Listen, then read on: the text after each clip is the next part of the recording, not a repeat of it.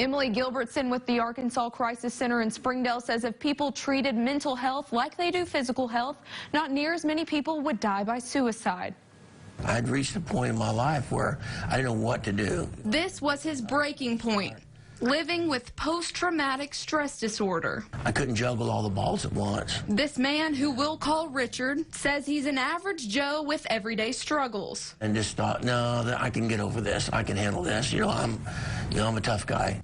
But between family issues and a business that's barely making it, it wasn't that easy. You couldn't drink enough beer, to cover this up. You couldn't drink enough liquor. You couldn't do anything to make it go away permanently. Richard wants to remain anonymous because he's afraid of what people might think of him. He's not alone. I think the biggest thing here is that label, and it's a label that society has kind of placed on people with mental health issues. A label some say could be minimized if people simply treated mental health concerns just like any other illness. If we went into a doctor's office to discuss diabetes or something like that, you're not going to walk out of the doctor's office most likely feeling ashamed or embarrassed or worrying about how people are going to look at you. And I think that's a huge part of why people don't seek that care that they need.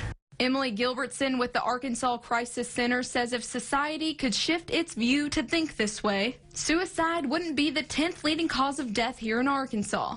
If we could take measures to reduce that stigma and let people know that, hey, it's more than okay to reach out for help. You need to be reaching out for help with your mental health conditions, just like you would any sort of physical health ailment that you might have. When I finally did call, they said 80% of guys wait until it's too late.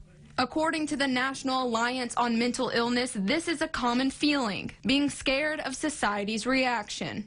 Will this affect my job? How are people going to look at me at my job? What about my friends and family? Are they going to understand? Are they going to be supportive? Are they going to know how to act around me now? Gilbertson says if someone is too scared to come to you, then you should go to them. Ask them if they're okay, and most importantly, listen. I would have asked for help a lot sooner if I didn't, if I had realized that I wasn't going to be put in an insane asylum or wasn't going to be locked up for reaching for help. Gilbertson says it's even okay to ask a loved one if they are thinking about hurting themselves. There's a tendency to become isolated, especially if you're struggling with the decision of whether or not to reach out for help, and everything just starts to pile up.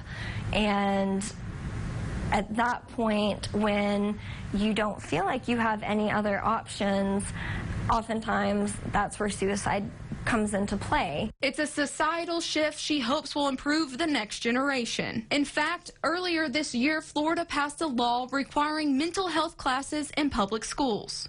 Don't wait until you're so far down that hole that it takes an army to pull you out. Learning to open up and speak up, for people like Richard, it can make all the difference. Knowing that I did take the right step and made the right choice and went down the right path, it has been a difference literally between life and death. If you or someone you know is struggling with mental health, the Crisis Center takes calls 24 hours a day, 7 days a week. The number is below on your screen. The center also offers a class that can prepare you to step in if someone you know is contemplating hurting themselves. For more info on how you can sign up, head to our website, nwahomepage.com. Reporting in studio, Lauren Craycall, KNWA Northwest Arkansas News.